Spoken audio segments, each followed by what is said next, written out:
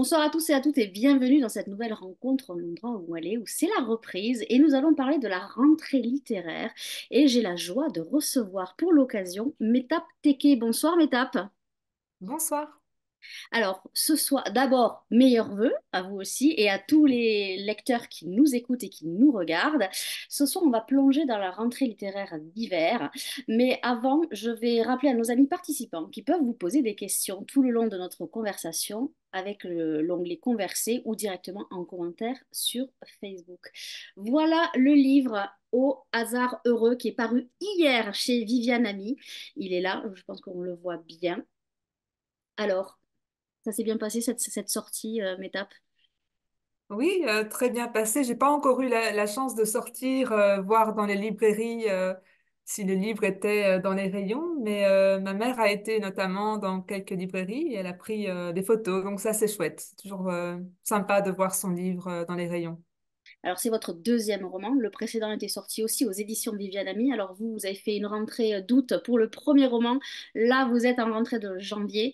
Je vais vous demander de nous raconter en une minute le pitch de votre roman et après, on va plonger dedans. Alors, au hasard heureux, c'est l'histoire d'une jeune femme d'une vingtaine d'années qui s'appelle Adélaïde et qui a renoncé à son rêve de devenir artiste peintre après avoir échoué par deux fois le concours d'entrée de l'École des Beaux-Arts de Paris. Et donc, elle se retrouve un jour à New York après avoir accepté un job de graphiste dans une agence de communication spécialisée dans la création de cartes de vœux. Et c'est un job que lui a déniché son meilleur ami, Rachid, qui lui est parti dès son baccalauréat en poche au-devant de son rêve américain, qui s'en est allé pour New York et qui lui a donc trouvé ce job dans la même entreprise, dans la même agence où il travaille.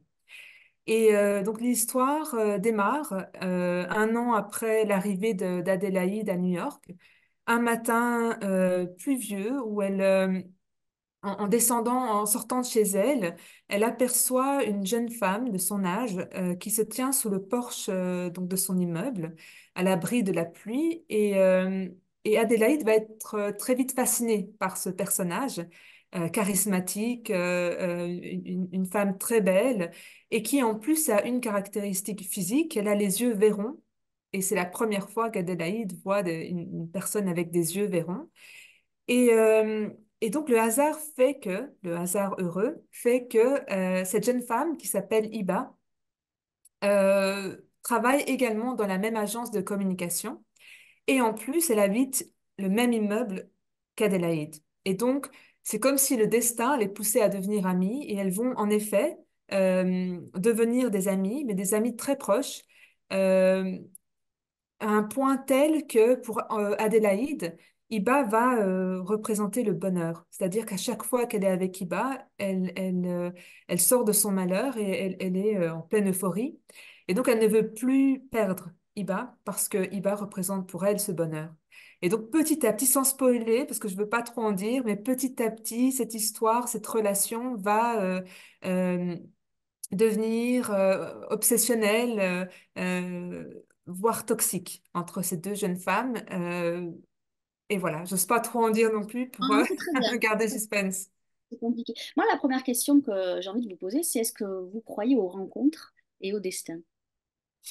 Euh, oui, oui, oui. En fait, moi, je crois même que il n'y a pas de hasard parce que tout est conséquence d'un choix ou d'une action ou d'une réaction qu'on a pu avoir ou que d'autres ont pu avoir et qui impacte notre vie.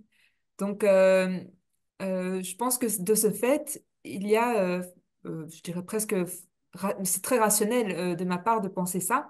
Donc, le simple fait, si on traverse la rue et qu'on, je ne sais pas moi, qu'on manque de se faire renverser par la voiture, je ne le souhaite à personne, eh ben, c'est pas un hasard, c'est parce on est sorti, si on était sorti une minute plus tôt ou une minute plus tard, si le téléphone avait sonné, si votre sœur vous avait appelé, vous serez sorti plus tard, vous n'auriez pas croisé ce véhicule, ou etc. Donc tout est conséquence de, donc de ce fait, je pense qu'il n'y a pas vraiment de hasard.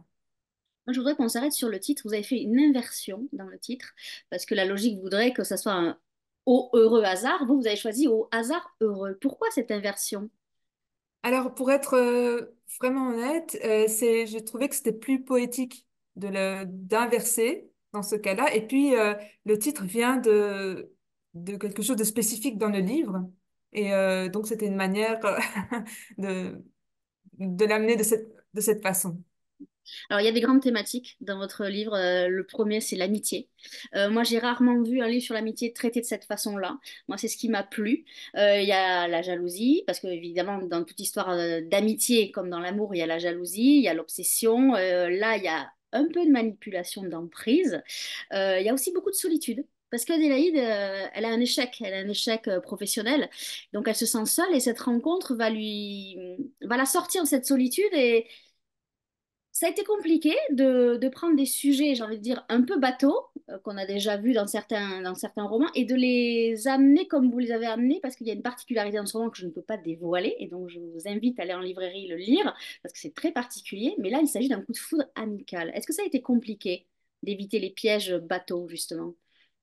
Euh, En fait, pour écrire ce livre, il a vraiment fallu planifier pour essayer d'apporter en fait à chaque chapitre, et quand je dis planifier, c'est vraiment le planifier chapitre par chapitre, pour pouvoir justement sortir de ces clichés avant même de commencer à écrire l'histoire, c'est-à-dire mettre en place des éléments qui permettent de créer une intensité tout au long enfin, au fil de la narration et de faire en sorte que voilà qu'on ne rentre pas justement dans ces clichés et que l'histoire puisse être prenante parce qu'elle sort justement de la norme. La relation, comme vous dites, c'est une relation d'amitié, mais je ne sais pas si des personnes ont déjà vécu ce type d'amitié parce que c'est vraiment une amitié qui limite va virer un peu à la folie, surtout vers la fin.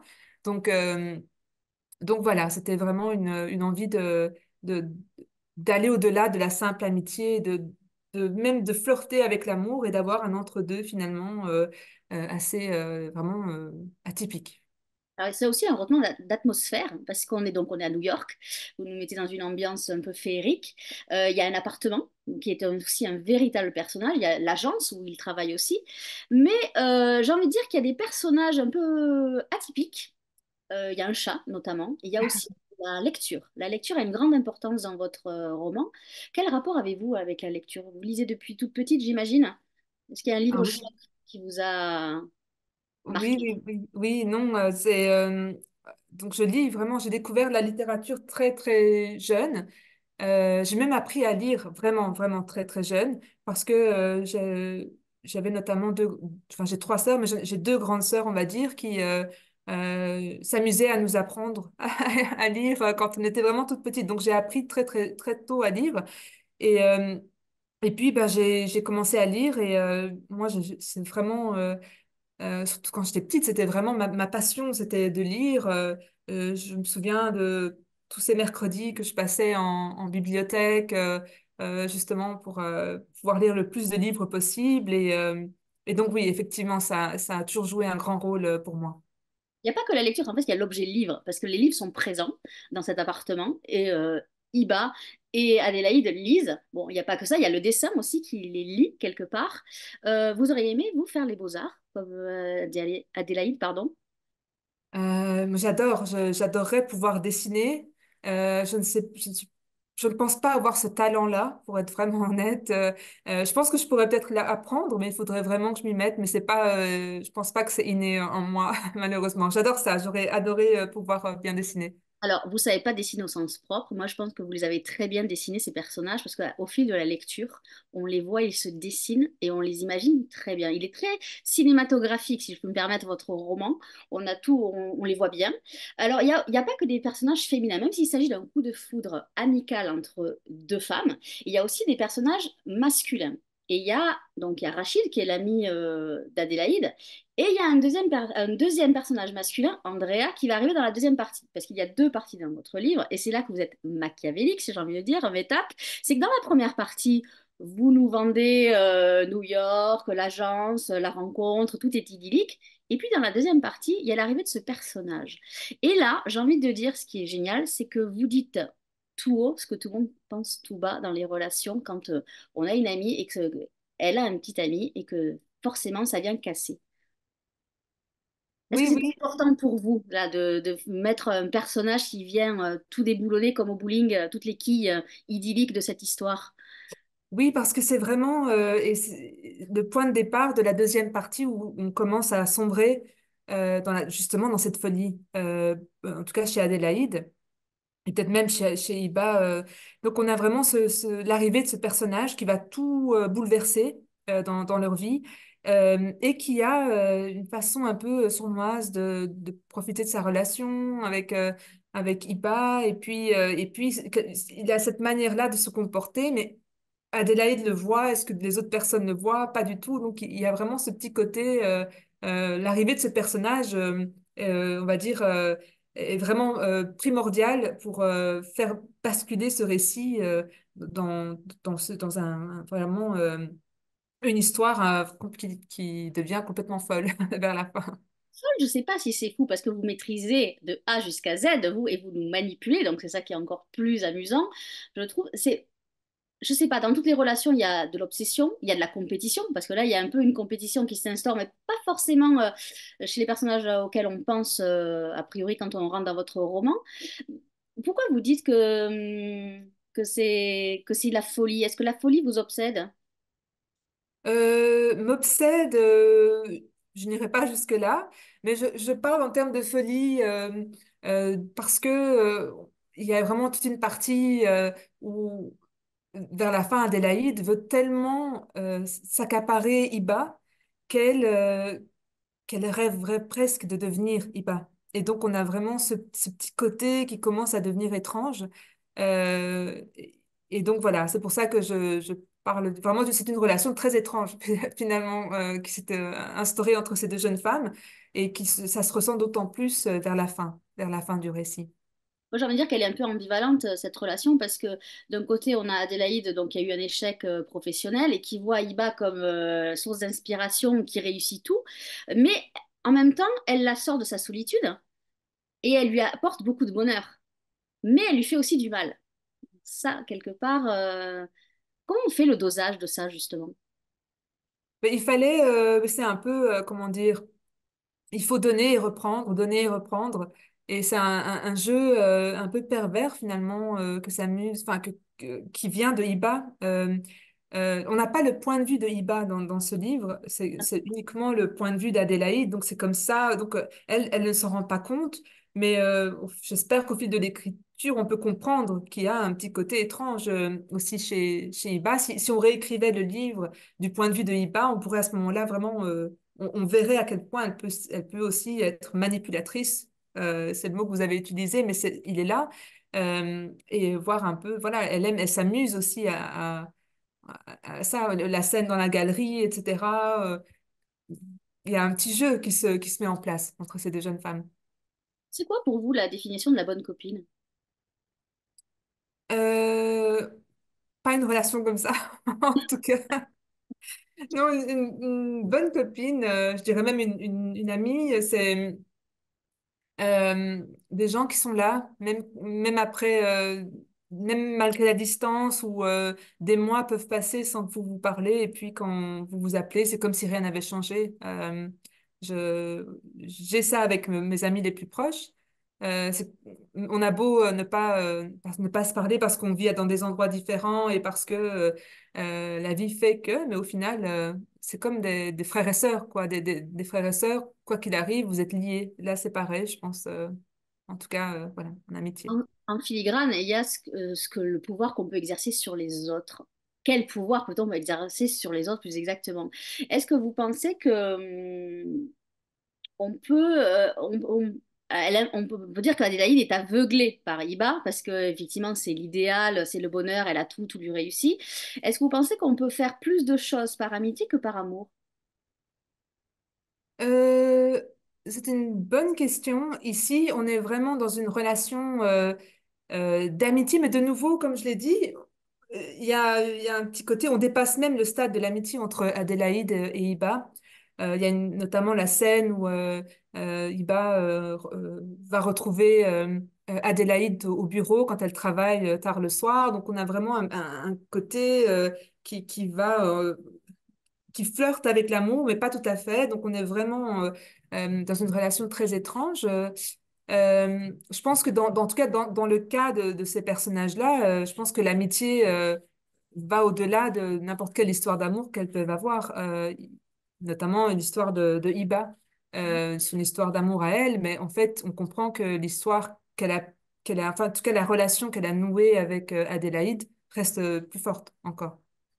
Alors vous, vous avez endossé les deux rôles, j'ai envie de dire, pas endossé. Vous avez créé les deux personnages. Est-ce que, contrairement à ce qu'on pense, c'est Iba qui a été plus difficile ou plus facile à créer? Alors, Iba était plus facile, beaucoup plus facile, euh, parce que c'est le personnage qu'on voit de loin, donc c'est une image finalement. Donc, il faut transmettre cette image qu'on a de Iba. On ne va pas dans la psychologie de Iba, parce que de nouveau, le point de vue est celui d'Adélaïde. Et c'est également le premier personnage qui m'est venu en tête. Pour écrire ce livre, j'ai d'abord eu l'idée du personnage de Iba. Et puis le reste a été brodé autour. Donc Adélaïde, c'est le lecteur en quelque sorte, c'est la personne qui voit. Donc même si l'histoire tourne autour de cette obsession pour Iba et de Iba, euh, Adélaïde a été un peu plus complexe parce qu'il fallait mettre en place vraiment toutes ses fêlures et puis sa douleur psychologique. Elle vit avec le sentiment de l'échec. Elle n'a pas confiance en elle. Elle n'est même pas capable de voir que les autres personnes peuvent l'aimer pour ce qu'elle est, par exemple. Donc, il y avait vraiment, j'ai dû creuser la psychologie de ce personnage. Euh, voilà. Alors que celui de Iba, j'ai pas dû aller jusque-là. De nouveau, si je devais réécrire le livre du point de vue de Iba, là, ça deviendrait aussi complexe, je pense. D'ailleurs, pourquoi ce parti pris d'avoir que le point de vue d'Adélaïde? Parce que je voulais que Iba reste mystérieuse, puisque Iba, elle est toute cette histoire, elle tourne autour du mystère qui entoure Iba. Donc, et pour ce faire, il fallait euh, voilà, que le point de vue vienne de l'extérieur, d'ailleurs. Sinon, ça aurait été... Je veux dire, il n'y a pas vraiment de mystère qui entoure Adélaïde. Elle s'ouvre beaucoup plus facilement, elle parle, elle raconte son enfance, elle donne des détails sur sa famille. Donc, elle va y aller beaucoup plus, alors que Iba est beaucoup plus... voilà, elle ne raconte rien, elle ne partage pas, donc il fallait conserver, préserver ce mystère, donc c'est pour ça que le point de vue vient de Adélaïde.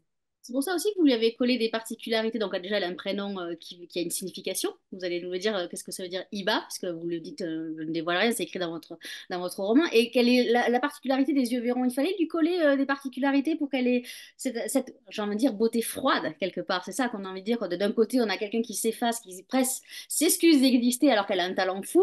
Et de l'autre, on a une beauté froide qui nous en fait des caisses, quelque part, un peu. Oui, oui, mais justement, les yeux verrons, c'était pour justifier euh, ben, l'intérêt de Adélaïde pour cette femme qu'elle voit à côté d'elle, ben, sous le porche de son immeuble.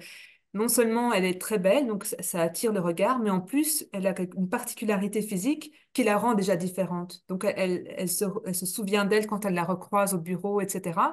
Donc ça, je pense que c'était important. Et les origines, donc elle a une histoire, des origines, etc., en partie qui viennent d'Algérie, Oran, plus spécifiquement. Et ça, de nouveau, c'était pour souligner aussi le contraste avec Adélaïde. Donc, quand on regarde en apparence, elles sont complètement différentes. Parce qu'elles ont des origines différentes. Il y en a une qui est blonde, d'autres elle est brune. Il y en a une qui est plus petite, l'autre elle est grande. Enfin, elles ont l'air vraiment différentes, alors qu'au fond, elles ont en elles toutes les deux cette mélancolie et cette solitude. Donc, au fond, en fait, elles sont très proches l'une de l'autre. Puis il y a l'amitié aussi entre Adélaïde et Rachid, parce qu'il y a deux histoires d'amitié en fait. Au départ, donc il y a Rachid et Adélaïde qui sont très amis, puis d'un coup, donc la rencontre impromptue qui se fait avec Iba. Et du coup, il y a ce parallèle qui se fait parce que du coup, l'amitié entre Rachid et Adélaïde va prendre de la distance. Mais finalement, est-ce que les vrais amis, ça reste pas jusqu'au bout? Exactement. En fait, Rachid est là aussi pour souligner l'étrangeté de l'amitié. Adélaïde, Iba, parce que ce n'est pas une amitié normale. Alors que lui, avec Adélaïde, c'est une amitié, on va dire, normale, c'est-à-dire qui est beaucoup plus saine en tout cas. Je devrais peut-être utiliser ce mot-là, donc l'amitié saine, parce que lui, il reste là pour elle, quoi qu'il arrive. Et on comprend même à la fin, ça va plus loin, mais je veux dire, il y a toujours cette présence qui est là. Quand elle est malade, c'est lui qui vient. Enfin, je veux dire, il est tout le temps, il est tout le temps présent, sans lui en demander trop, sans lui en prendre trop, sans jouer avec elle non plus, comme pourrait faire Iba. Donc, au final, je pense que c'est les amitiés qui en valent la peine sont justement de celles qui unissent Adélaïde et Rachid. Qu'est-ce que vous pensez de cet adage français qui dit les amours passent et les amitiés restent? C'est un peu ça finalement, parce que c'est un coup de foudre amical et on est d'accord qu'on reste finalement dans une relation d'amitié. Elles ne sont pas amoureuses l'une de l'autre, Non, mais non. quand même, il y a une telle passion que ça peut se comparer à de l'amour. Mais l'amour est passé finalement, et puis l'amitié de Rachid est là, donc lui, ça reste. Oui, De l'amour ou de l'emprise? Telle est la question, j'ai envie de dire. exactement. Rester sur la frontière et c'est là que c'est intéressant et que la construction est encore plus intéressante. Et au milieu de tout ça, il y a un chat. Pourquoi avoir choisi un animal qui finalement paraît anodin comme ça, mais finalement il a une importance tout comme l'appartement et tout comme la ville de New York, parce que l'importance des lieux est vraiment très, très spécifique dans ce roman. Le chat était, oui, vous avez raison, le chat est très important. On pourrait penser que c'est juste un détail, mais pas du tout. Il est là justement pour souligner le changement déjà chez les personnages, le changement qui va se faire, et aussi pour souligner en fait, la différence entre Adélaïde et Iba, mais pour la première fois, on voit la différence d'un point de vue inversé, c'est-à-dire qu'on a toujours tendance à croire que Iba est au-dessus d'Adélaïde, mais on va commencer à comprendre aussi avec le chat, son attitude vis-à-vis du chat, qu'en fait, ça se renverse en fait. Adélaïde est en fait à une certaine maturité déjà, que Iba n'a pas du tout, etc. Donc le chat était là pour permettre de le comprendre. Et puis jusqu'à la fin, voilà, donc on comprend la raison de la présence de ce chat, et je pense que c'était nécessaire. Alors pourquoi New York et pas Londres? Alors on comprend tout à fait que ça peut pas être en France, ni dans un autre pays. Il faut que ça soit un pays anglo-saxon, mais pourquoi spécifiquement New York? Alors, pour différentes raisons. La première, c'est que donc, l'histoire se déroule dans les années 90. Et à cette époque-là, moi j'étais adolescente, je suis née en 82, donc j'étais adolescente dans les années 90. Et effectivement, on avait à l'époque, en tout cas moi, et puis les gens qui m'entouraient, il y avait un rêve américain. Je pense qu'on baignait beaucoup dans la culture américaine, dans les films, etc. Et on avait vraiment cette volonté d'aller à New York. Il y avait comme un rêve américain qui était là. Donc ça peut se justifier justement par le fait que euh, Rachid puisse avoir ce rêve-là d'aller à New York. Une autre raison, c'est qu'il fallait qu'elle soit expatriée pour pouvoir justifier la relation qui très vite enfin l'amitié qui va se mettre en place très vite. Parce que quand on est expatrié, ben, euh, on n'a pas le temps. N'importe qui peut partir n'importe quand. Donc dès on rencontre quelqu'un, ben, les émotions sont décuplées. Et donc les amitiés vont se nouer très très vite. Mais voilà, moi j'ai des amis que j'ai rencontrés à l'étranger et en fait l'amitié est vraiment beaucoup plus intense parce que on les a rencontrés là-bas à l'étranger. Donc c'était aussi pour justifier voilà, qu'elle se raccroche l'une à l'autre. Et puis la dernière raison, c'est parce que je connais bien New York, parce que j'ai vécu là-bas au début des années 2000. Euh, et donc j'ai vécu près d'un an à New York. Donc c'était beaucoup plus facile pour moi euh, de pouvoir décrire Central Park ou de décrire la 5e avenue, la 28e rue, la vue qu'on peut avoir depuis un toit de la 28e rue sur l'Empire State Building, etc. Donc c'était un peu plus facile pour moi. En exergue, vous avez mis une chanson de Bruce Springsteen. Pourquoi avoir mis cette chanson? Alors, Bruce Springsteen, c'est un chanteur que je connaissais comme tout le monde, mais que je ne connaissais pas en profondeur. Mais j'étais très jeune, hein, j'avais le début de la vingtaine quand j'étais à New York. Et donc, je ne connaissais pas très bien. Et quand je suis arrivée à New York, j'avais un colocataire qui adorait Bruce Springsteen. Il avait lui, il était plus âgé, il avait la quarantaine. Il connaissait vraiment très très bien Bruce Springsteen. Et donc des fois, son petit ami venait et ils écoutaient tous les deux Bruce Springsteen à chaque fois. Et donc il me faisait connaître parce que tous les deux adoraient. Alors il m'expliquait, etc. Et depuis, à chaque fois que j'entends une chanson de Bruce Springsteen, ben, je pense à New York parce que moi, je l'ai découvert en quelque sorte là-bas. Et donc, c'était un peu pour mettre en place l'ambiance du livre. Finalement, ça s'ouvre sur une chanson, une très belle, très chouette chanson de Bruce Springsteen. Ah, moi, je suis allée beaucoup plus loin, parce que le surnom de Springsteen, c'est The Boss. Et je me suis dit, est-ce qu'il y a un parallèle entre qui est le boss dans cette histoire et qui ne l'est pas? Vous voyez, moi, je suis partie très très loin dans l'analyse, mais bon, Ça pourrait, ça pourrait. ouais, ouais. C'est vrai. Il faut le lire pour ça, pour comprendre ce que je suis en train de dire. Il y a aussi une très belle couverture. Je la montre. C'est vous qui avez choisi la couverture? Alors, non, j'ai la chance de travailler avec une excellente maison d'édition. Et donc, c'est l'équipe qui est venue avec cette couverture. Et moi, je l'adore aussi. Quand je l'ai vue, voilà, j'étais vraiment ravie. J'adore cette couverture. Et je pense que elle décrit bien l'histoire du livre, hein. Une fois qu'on l'a lu et qu'on voit l'image, je pense qu'on peut comprendre Son plus ou sens. moins. Mm. Et le mouvement et tout, la fenêtre ouverte, parce qu'il y a aussi une histoire avec la fenêtre ouverte dans l'appartement. Donc, non, non, elle prend tout son sens. Alors là, c'était votre deuxième roman. Est-ce que c'était plus facile à écrire que Alors, le précédent avait une écriture complètement différente, très poétique. Bon, alors, il s'agissait d'une relation entre père et une fille. Petite, je disais que je voulais me marier avec toi. Ça, c'est le titre du livre qui était sorti aussi chez Viviane Ami. Alors, ça a été plus simple d'écrire le second ou pas? Alors, ça a été beaucoup plus simple pour moi d'écrire le second.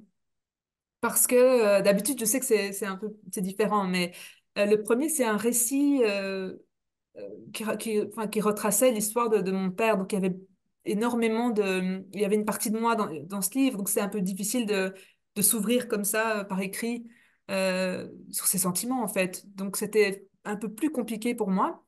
Euh, le deuxième, c'était vraiment une œuvre de fiction. Donc, enfin, ce livre-là, c'est un roman, c'est une fiction de A à Z. Donc, pour moi, c'est inventé, quoi. Donc, enfin, on est investi, bien sûr, parce que forcément, euh, chaque élément vient peut-être d'un souvenir voilà, il y a toujours une partie de soi, mais c'est bien évidemment pas le même degré de voilà, c'est un peu différent. Donc pour moi c'était comme parce que le premier je l'ai écrit comme on dit tel un écrivain un jardinier comme on dit simplement sans planifier quoi que ce soit. Mais ici il a vraiment fallu planifier, etc. Donc c'était du coup, j'ai remarqué que pour moi, c'était plus facile aussi de planifier et puis d'écrire. Donc, voilà. Donc, le deuxième, définitivement. Alors moi j'ai lu les deux. Effectivement, c'est ce que je dis à votre éditrice. Ce qui est dingue, c'est qu'on n'a pas l'impression que c'est la même personne qui a écrit. Heureusement hein, que chaque écrivain a un style différent dans chacun de ses livres, mais là particulièrement, et je trouve que ça vous va très bien ce style-là. Donc est-ce que déjà vous êtes rentré en écriture sur le prochain? Est-ce que vous avez envie? Est-ce que ça vous plaît? Ou est-ce que vous freinez un peu en disant, bon, j'ai commencé par un récit, j'ai fait une fiction, on va peut-être se calmer un petit peu. Vous en êtes où là par rapport à l'écriture? Non, non, moi, en fait, j'écris tout le temps. Donc, c'est devenu vraiment un besoin pour moi. Donc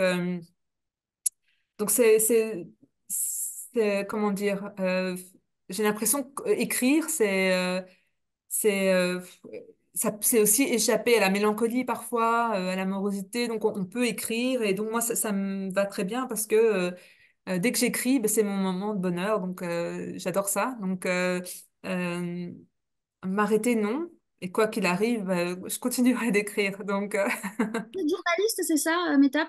Vous êtes journaliste? j'ai fait des études de journalisme au départ, mais je travaille dans la communication. Oui, donc l'écrit, c'est votre quotidien, quoi, j'ai envie de dire. Oui, bien sûr. Oui, oui, oui.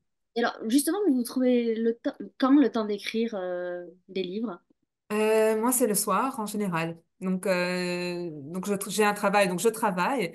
Et après, bah, je cuisine, etc. Et après, en général, de 9 heures à 11h30, minuit, bah, j'aime bien me poser. Je regarde rarement des films de toute façon ou des séries. Je me pose devant mon ordinateur et voilà, c'est mon moment de plaisir Est-ce qu'il y a quotidien. un livre qui vous a marqué? Un livre particulièrement quand vous étiez petite, qui vous a amené à la lecture? Oui, c'est ce livre et je l'ai apporté comme ça, on peut aussi le montrer. Sa Majesté des mouches, donc c'est un grand classique, hein, tout le monde, je dirais que la majorité des gens le connaissent, de William Golding. Alors, c'est un livre qui m'a marqué, que j'ai lu quand j'étais petite et qui m'a vraiment, vraiment marqué. Je pense que c'est un livre qui est parfait, simplement, qui incarne la perfection, une belle allégorie de ce que représente la société au-delà, la nature humaine. Donc c'est l'histoire de ces enfants qui sont perdus sur une île et qui doivent apprendre à se constituer en société pour survivre et qui vont finir par commettre les mêmes crimes et les mêmes atrocités. Que leurs aînés. Et donc, on a vraiment un récit qui aborde la violence, la barbarie qui peut être peut-être même innée chez les hommes. J'espère que c'est un livre, ça je ne sais pas, mais qui est une lecture obligatoire chez tous les enfants ou les adolescents, j'espère, parce que ça mériterait d'être lu par tout le monde. Je suis d'accord avec vous, moi c'est un très bon roman d'apprentissage et quand je le conseillais au magasin, on me disait oh, mais c'est dur, c'est trop compliqué. Mais je dis non, mais c'est vous vous rendez pas compte de ce que lisent vos enfants, ils lisent des atrocités et celui-ci est particulièrement ouais, l'apprentissage, la nature, la survie, tout ça et la solidarité, l'amitié, ça rejoint la thématique de votre roman, bon, pas à l'extrême comme dans le vôtre, mais non non, c'est vrai que vous l'avez lu à quel âge vous celui-là? Alors, honnêtement, j'étais très petite, enfin, j'étais petite, je devais avoir peut-être 10 ans. Et moi, je considère que c'est un livre pour les enfants. Je ne sais pas si j'ai raison ou si j'ai tort, mais je pense qu'un enfant pourrait le lire parce que c'est une histoire d'enfant qui met en scène des enfants, donc ça devrait leur parler. Voilà. Je ne sais pas si c'est peut-être trop violent pour eux, surtout que le dénouement est assez tragique. Mais j'espère que, de nouveau, qu'il sera en lecture obligatoire. Je pense que tous les enfants devraient le lire. Vous, là, dans votre livre, vous êtes à la frontière, donc comme vous l'avez dit, de la folie, de l'emprise, des choses qui sont un peu dures. Est-ce que ça vous plairait d'aller vers le noir, justement? Ou vous préférez rester dans... Alors, il est aussi très lumineux, hein, votre livre. Attention, moi, je dis pas qu'il est horrible, mais est-ce que ça vous tenterait d'aller vers le plus noir que ça? Vous qui avez flirté sur la ligne de crête avec ça. Oui, pourquoi pas? En fait, ça dépend ce qu'on appelle le noir, pas la violence gratuite, ça je n'aimerais pas, par exemple, ou voilà, ou le gore, etc. C'est pas quelque chose qui m'intéresse, mais la psychologie, jusqu'où peut-on aller dans la psychologie? Il y a le Horla que j'aime beaucoup de Maupassant qui explore justement de nouveau hein, cette folie humaine. Peut-être aller encore plus loin dans cette folie-là. C'est peut-être quelque chose qui peut être très intéressant. J'aime bien euh, euh, comment dire, jouer avec la psychologie des personnages. Donc voilà, donc ça peut être, c'est très tentant, oui. Alors justement, j'ai une question là qui vient de m'arriver. Est-ce que ce roman aurait été possible si ça avait été deux hommes, qui est un coup de foudre sur un amical, bien sûr, et que ça soit perturbé par des... qu'on inverse en fait. Est-ce que ça aurait été possible? Est-ce que ça aurait C'est été moins fort, plus fort ou pas? une très bonne question. C'est une question très difficile. C'est vraiment une excellente question. Alors, j'ai l'impression que c'était, bon, peut-être parce que moi je suis une fille, une femme, enfin une fille, c'est peut-être plus facile à expliquer parce que moi je connais plus l'amitié avec entre filles, par exemple, l'amitié entre hommes, il y a peut-être des codes, etc., qu'il aurait fallu étudier. Ce serait peut-être possible, mais est-ce que ce serait la même chose? Il faudrait explorer l'idée. Non, ça m'est venu là en vous écoutant, je me dis, tiens, est-ce que ça aurait été possible si on inversait? Moi, je pense que les femmes sont beaucoup plus... je vois mal, mais peut-être que je me trompe, hein. Je pense que la jalousie, les femmes sont beaucoup plus dures. Et donc la jalousie chez les femmes, elle est plus terrible que chez les hommes, je pense. C'est des codes qu'il faut, qu'il faut explorer, je pense. Mais c'est une très bonne question. Je ne me suis pas posé la question une seule fois. Pour moi, c'était deux femmes. Oui, c'était Donc, une évidence. Oui, c'était une oui, évidence que pour c'est vous, évident. c'était comme ça. Mais elle aurait pu aussi, Adélaïde aurait pu avoir, à la place de Rachid, aurait pu avoir une Marie, une Laurence, une amie. Et vous avez choisi un homme. Ça, c'était fait exprès aussi pour qu'il y ait l'opposé. C'était fait exprès aussi pour la fin, avec Rachid, le rôle qu'il joue vers la fin. C'était aussi pour ça. Euh, et, euh, et puis aussi pour, parce que si ça avait été, comment expliquer, le fait que, donc Rachid est son ami, mais elle ne le voit pas tous les jours, etc. Je pense que parce que c'est aussi une frontière fille-garçon. Après, maintenant, c'est la question de l'amitié fille-garçon, etc. Mais peut-être que c'est différent, une amitié fille-fille et puis une amitié fille-garçon, peut-être que c'est un peu différent. Ou alors c'est vraiment des clichés et j'en suis pas certaine, finalement. Maintenant, est-ce que vous pouvez répondre à la question? Alors, je vais le montrer, ça c'est le bandeau qu'il y a sur le livre. Il y a une question. Le coup de foudre en amitié existe-t-il? Alors, est-ce que vous pouvez répondre à la question? Est-ce que vous avez la réponse? Je n'ai pas la réponse. Je dirais oui, sans doute, sans doute. On a tous, je pense, déjà rencontré des gens qui deviennent nos amis, mais très vite. Donc, on a l'impression qu'on les connaît depuis toujours et ça va très vite. On les rencontre une fois et puis on veut absolument les revoir et passer du temps avec parce qu'on s'est super bien amusé et qu'on s'est compris tout de suite. Parce que finalement, ça relève pas d'une sorte de coup de foudre amical aussi. Ouais, comme c'est plus facile parfois de se confier à des gens qu'on ne connaît absolument pas, on a beaucoup plus de facilité, alors que ses amis d'enfance, on leur dit rien. Ça aussi, c'est très compliqué à expliquer, hein. Ça ne s'explique pas d'ailleurs, je pense. C'est vrai. Une question de feeling, mais souvent, moi, au magasin, combien de fois il y a des gens qui sont venus me parler de choses personnelles alors qu'on ne se connaissait pas. Donc, c'est ça qui est dingue. La nature humaine, est très particulière, là-dessus. Très complexe. Faut dire. Quel a été votre premier lecteur? C'est votre éditeur qui a lu en premier votre livre ou vous avez un lecteur Alors moi, j'ai pas de bêta lecteur, donc ni pour le premier ni pour le deuxième. J'aime bien tout faire moi-même et j'ai toujours peur que... C'est parce que le problème avec... Je me dis, si avant de l'envoyer à mon éditrice, si je le fais lire à quelqu'un et qu'on me donne des idées et que je les incorpore dans le livre, alors le livre ne vient pas tout à fait de moi parce qu'il y a des idées qui viennent d'ailleurs. Et ça, je suis pas fan de cette idée-là. Donc je préfère tout faire toute seule, même si c'est plus compliqué et difficile, mais c'est pas grave. Et ensuite, enfin, la première lectrice, oui, c'était mon éditrice. Donc, je lui ai envoyé directement. Donc, et ensuite, mon attaché de presse. Et ensuite, la première lectrice, on va dire, du livre officiel, c'était ma maman, puisqu'elle avait eu le livre avant tout le monde quand j'en avais récupéré un du service presse. Et elle m'avait dit qu'elle avait adoré. Après, c'est ma mère. Donc, important la vie de sa famille. C'est beaucoup plus compliqué. Comment on le reçoit? On se dit, ah, ils sont gentils parce que c'est ma mère, justement, ou il y a une autre. ben, en fait, bon, le truc, c'est que ma mère, c'est une grande lectrice aussi. Elle adore lire. Donc, j'ai confiance quand elle me dit. Elle m'a pas seulement dit, oh, j'ai adoré, mais elle m'a vraiment donné des détails. Voilà, je me souviens qu'elle m'avait dit qu'en lisant le livre, elle avait l'impression d'être avec Adélaïde et Iba à New York, dans l'immeuble, etc. Donc, je pense que c'est des détails bon, qui me rassurent sur le fait qu'elle a vraiment aimé. Je vous l'ai dit cet après-midi, il y a des moments dans le livre, justement, quand la fenêtre s'ouvre et quand il fait froid dans cet appartement, on a l'impression d'avoir le courant d'air, nous lecteurs. Donc, toutes les descriptions, toute la qualité littéraire qu'il y a dans ce livre, elle est impressionnante et d'une maîtrise. Mais vous avez une très bonne éditrice qu'on salue qui s'appelle Lise Chasteloup, qui est aux éditions Viviane Ami. Donc, vous êtes bien entouré, j'ai envie de dire. Vous êtes entre de bonnes mains, Métap. Il y a pas de souci. Et surtout, ne doutez pas de vos descriptions parce qu'effectivement, elles sont très bonnes. L'appartement, on l'a. Le chat, on l'entend presque miauler. Et après, on les voit très bien, vos personnages. Donc, il n'y a aucun doute là-dessus. Et on a hâte, moi j'ai hâte de vous voir dans le prochain. Parce que comme je dis toujours, c'est toujours le troisième livre que j'attends chez les auteurs. Je vous mets pas du tout de pression, hein. Non, je stresse un peu du coup.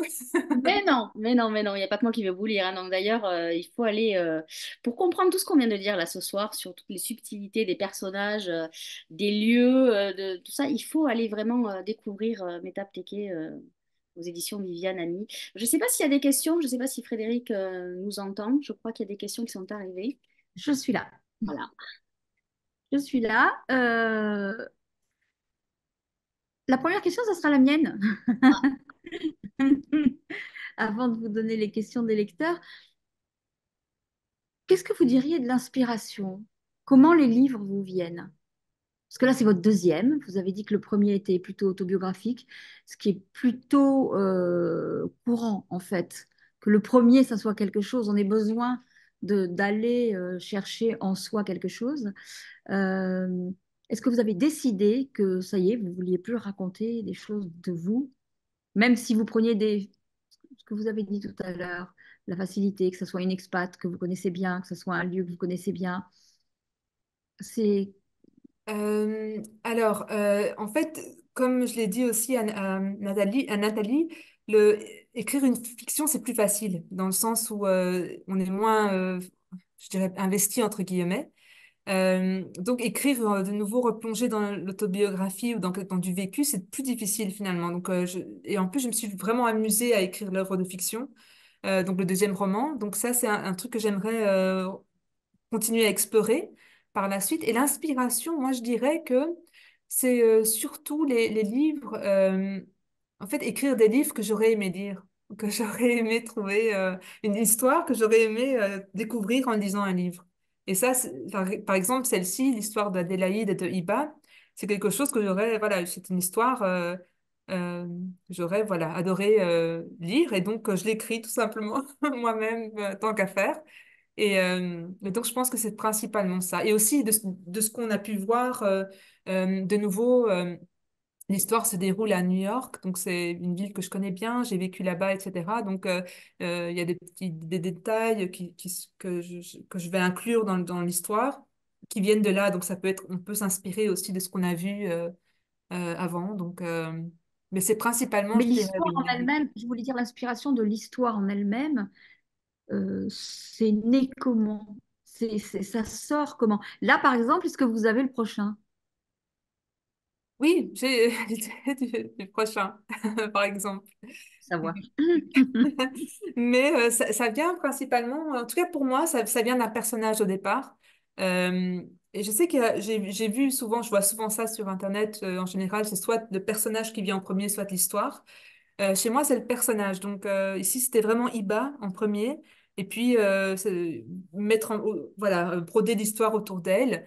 Et je voulais, en fait, ce personnage mystérieux qui soit raconté d'un point de vue externe. Si c'était un homme, ça aurait pas été pareil. De nouveau, la question de Nathalie avec les hommes. C'est vrai qu'on aurait pu penser à hommes et femmes aussi en amitié.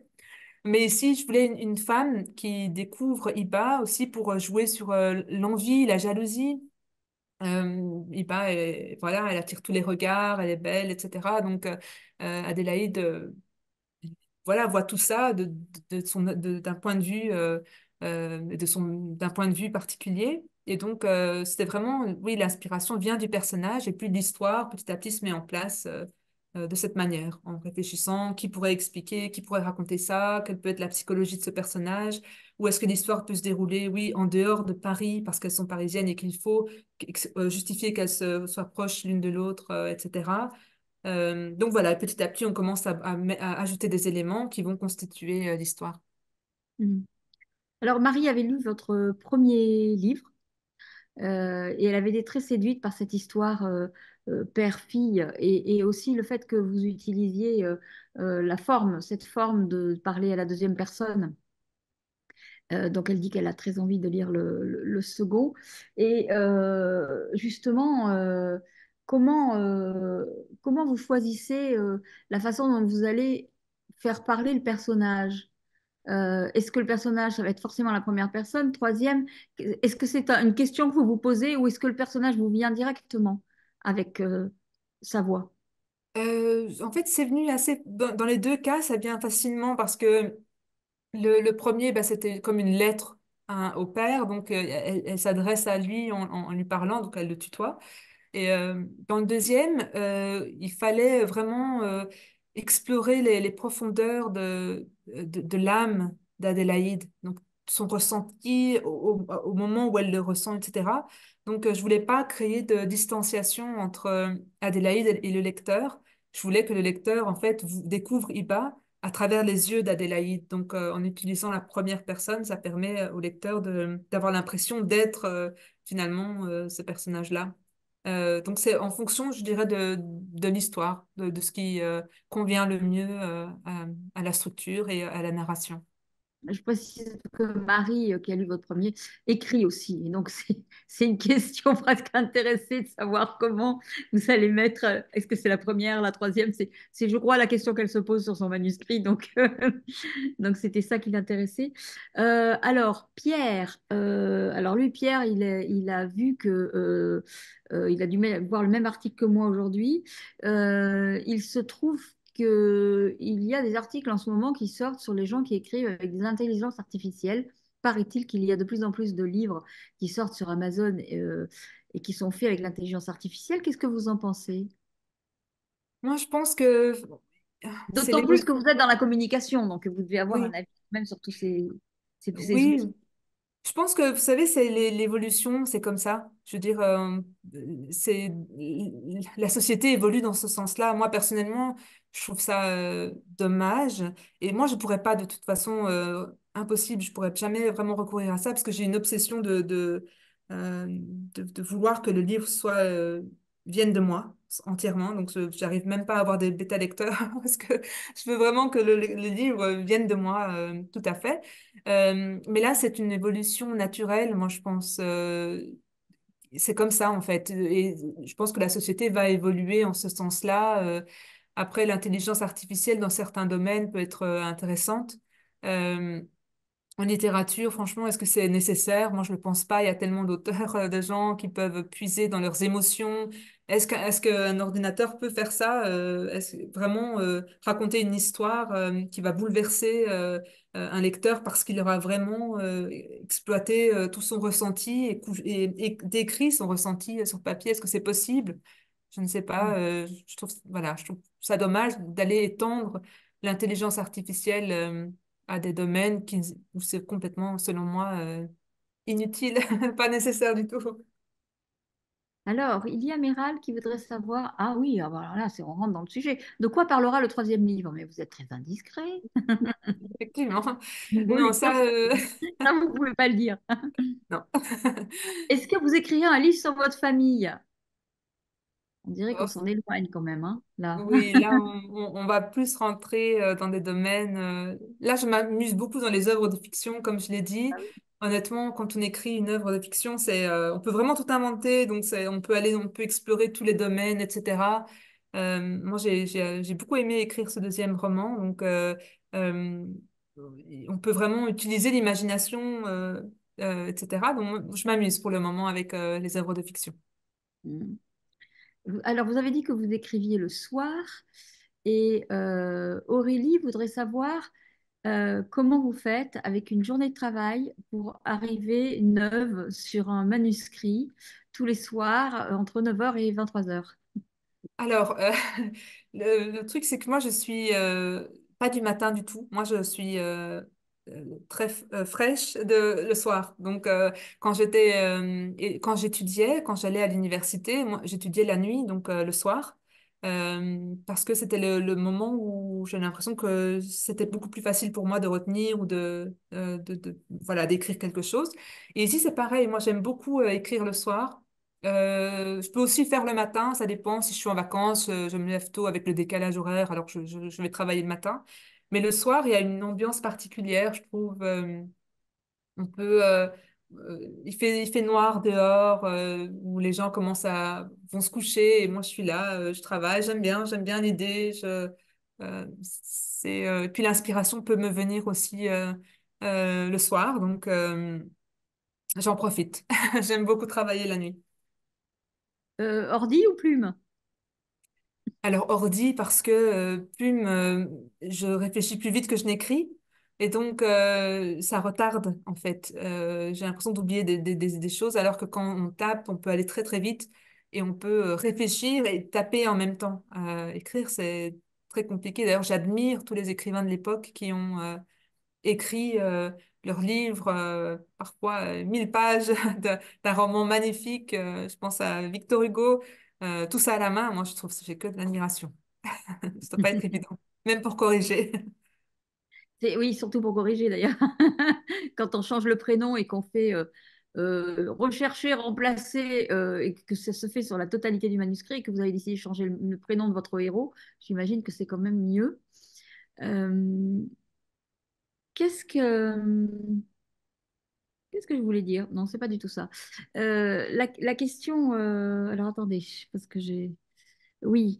Euh, donc vous êtes à votre deuxième roman. Qu'est-ce qui a changé entre le fait d'écrire, parce que j'imagine qu'avant de publier, vous avez quand même beaucoup écrit, avant de vous Oui, lancer? oui, oui, oui. Mais en fait, enfin, beaucoup écrit, je ne sais pas. Euh, quand j'étais petite, j'écrivais, donc ça c'est, mais bon, ça vaut ce que ça vaut. Je les ai encore, il faudrait que je les relise. Mais bon, j'ai jamais, moi, en fait, j'ai commencé aussi à lire quand j'étais petite, je lisais les contes, la Comtesse de Ségur. Et donc, c'est toujours des petites scènes comme ça, avec des enfants qui prennent la parole. On dirait presque une pièce de théâtre, hein, avec la Comtesse de Ségur. Et moi, c'est que j'ai commencé à écrire des petites histoires de cette manière-là. Et puis par la suite, j'ai écrit bon, des petites histoires, mais bon, j'étais très jeune. Puis j'ai encore essayé, puis après, honnêtement, avec les études, le travail, j'ai mis ça de côté. Et puis un peu plus tard, je me suis dit que j'allais regretter si je ne me focalisais pas là-dessus pour de bon et si je ne tentais pas ma chance. Et donc, je me suis vraiment voilà, décidée à écrire un livre et en tout cas à faire de ce manuscrit que j'avais dans mon ordinateur, donc le livre, le premier livre, petite, je disais que je voulais me marier avec toi. J'en ai fait donc à ce moment-là un manuscrit complet. Et puis voilà quoi. Donc, il y a eu un moment où j'écrivais pas et je suis contente d'avoir repris. Voilà. Donc c'était le premier. Est-ce qu'on peut considérer que c'était le premier roman, celui-là, que vous avez envoyé? Oui, oui, D'ailleurs, est-ce oui. que vous l'avez envoyé? Oui, oui, je l'avais envoyé par la poste. Oui. C'était intéressant. Je l'ai envoyé par la poste depuis Dubaï. Donc, c'est intéressant que, que ça a été envoyé jusque là-bas. Donc, ça, c'est chouette. Et donc, voilà, c'est oui, ça avait été envoyé par la poste. Mhm. Alors, Meltem voudrait savoir si, est-ce que la fin de l'histoire vous est déjà connue au moment de commencer l'écriture? Oui, donc parce que donc j'ai vraiment planifié le récit. Donc c'était vraiment un livre chapitre par chapitre. Enfin, j'avais un carnet où j'écrivais toute l'histoire et donc il fallait vraiment que je termine tout ça jusqu'à la fin avant de commencer à écrire parce que je voulais pas commencer à écrire et puis me retrouver au plein milieu de l'histoire et à me rendre compte que ça ne tenait pas la route. Donc ça, je voulais pas. Donc je me suis dit, il faut absolument donc tout écrire avant. Et ça prend du temps, hein, ça prend peut-être 3 mois, peut-être, parce qu'il faut vraiment s'assurer que l'histoire tienne debout. Donc effectivement, la fin est connue avant même de commencer à écrire la première phrase du livre. Et le titre, vous l'avez déjà ou vous l'aviez déjà? Alors, pour être honnête, le titre, c'est une très belle, très jolie addition de mon éditrice, Lise Chasteloup. Donc, merci à elle. Et j'adore ce titre. Euh, donc voilà, j'avais aussi pensé à autre chose, mais je trouve que c'est le titre parfait pour ce deuxième roman. Très poétique, je trouve. Hmm. De toute façon, les titres avec le hasard, hein. Je n'ai plus de questions, Nathalie, et donc je te repasse la parole. Je vous remercie beaucoup. Donc, on va rappeler le conseil de lecture donc, de Métap, c'est Sa Majesté des Mouches. On vous remettra la référence. Il est encore au livre de poche, il est disponible. Donc, je vous engage aussi à aller le lire. Mais surtout, moi, je vous engage à aller en librairie acheter au hasard Heureux, et non pas au heureux hasard, mais ça pourrait marcher aussi. Voilà, qui est sorti donc hier aux éditions Viviane Ami. Vous allez passer un très bon moment. Vous allez voir qu'elle a pris un malin plaisir à manipuler tout le monde dans ce livre. Métap, elle a l'air très sympa comme ça, mais quand on la lit, on se dit, oh là là là, finalement, voilà, hein, elle n'est pas si sympa que ça. Il ne faut pas se fier aux apparences. Mais non, trêve de plaisanterie, allez-y, et découvrez-la. Et découvrez aussi son premier roman, parce que vous verrez une autre facette de son écriture qui est très poétique, différente de celle-ci, mais les deux vous vont très bien. Donc, on a hâte de vous retrouver bientôt en écriture. En tout cas, je vais vous laisser le mot de la fin, mesdames. Euh, Non, le mot de la fin, ben, j'espère tout simplement que les gens qui liront ce livre euh, l'aimeront et passeront un bon moment à le lire. J'ai reçu des bons retours jusqu'à présent, donc j'en suis On a très tous très hâte, heureuse. hein. On a, voilà, il Oui, y a des commentaires qui disent on a hâte de lire le livre. on a fait le job, Meta, parce qu'il y a plein de commentaires en disant qu'ils ont hâte d'aller acheter le livre et de le lire. Donc, vous avez très bien vendu votre livre ce soir. Merci à vous pour ça. Merci. En tout cas, on espère que Dubaï va vous inspirer un troisième roman magnifique, parce que je crois que l'imagination à Dubaï, elle doit bien tourner dans la tête. Voilà, donc on vous souhaite le meilleur, donc déjà avec Heureux hasard. Non, Au hasard heureux, pardon, vous voyez, je fais la confusion. Donc aux éditions Viviane Ami. Bonne continuation, à bientôt. Et amis lecteurs, allez à la rencontre. Si elle fait des salons, allez rencontrer Méta. Je vous souhaite à tous une belle soirée et je vous dis à très vite.